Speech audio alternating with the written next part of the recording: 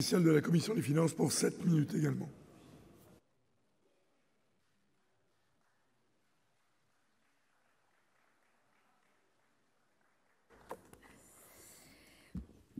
Monsieur le Président, Madame la Ministre, mes chers collègues, pour la deuxième année consécutive, les crédits consacrés à la politique de l'emploi sont prévus en diminution et en diminution importante.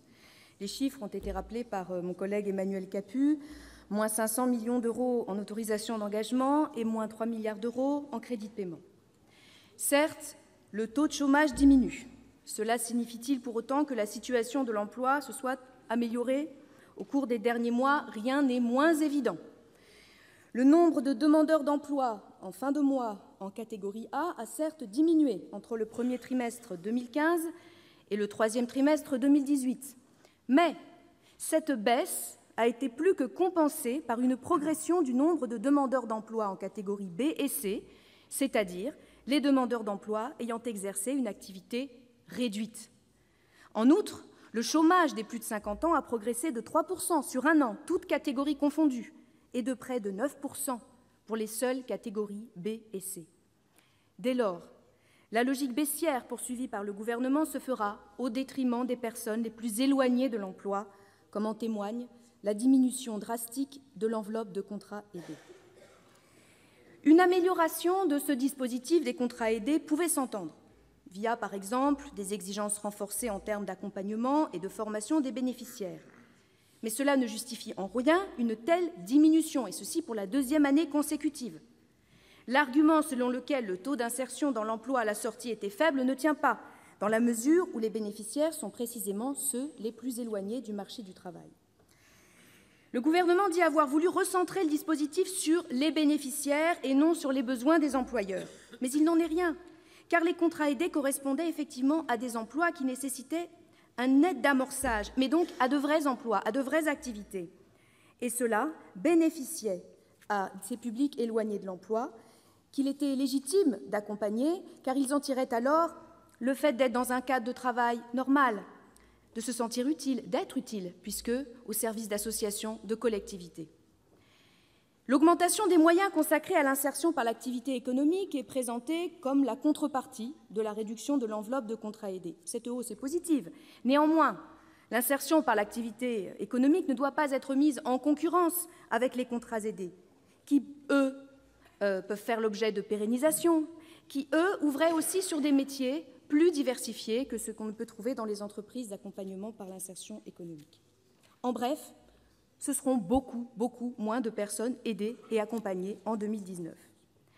S'agissant du plan d'investissement dans les compétences, présenté comme l'innovation majeure de ce gouvernement en matière de politique de l'emploi, je me permets de rappeler qu'une part importante des crédits qui lui seront dévolus en 2019 était déjà inscrite dans le budget de la mission Travail et emploi. Cela était notamment le cas des moyens consacrés à la garantie jeunes, ou du plan 500 000 formations, auquel a succédé le volet formation du PIC. S'agissant plus spécifiquement de la garantie jeune, il me semble que ce dispositif gagnerait à être assoupli, afin d'une part de toucher un public plus nombreux et d'autre part d'en simplifier la gestion pour les missions locales.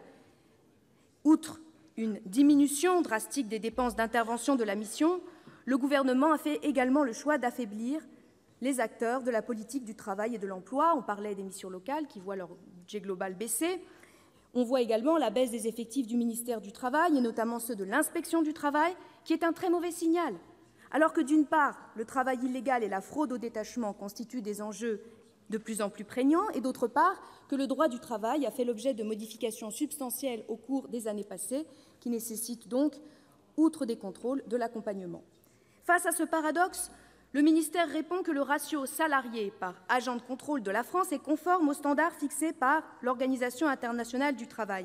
Néanmoins, au regard de la diversité des missions assignées à l'inspection du travail française, cette comparaison a, me semble-t-il, peu de sens.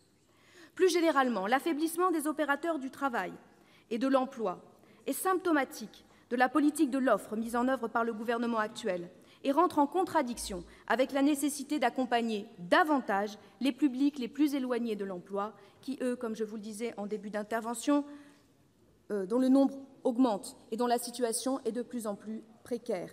Car ce qu'on observe aussi, quand on regarde les chiffres du chômage, ce sont aussi le grand nombre de carrières précaires, de contrats extrêmement courts qui se développent et qui font que les allers-retours entre chômage et emploi sont de plus en plus nombreux, et ce qui, malheureusement, enserre un nombre important de gens dans des carrières de précarité. Et c'est contre cela aussi qu'il faudrait lutter.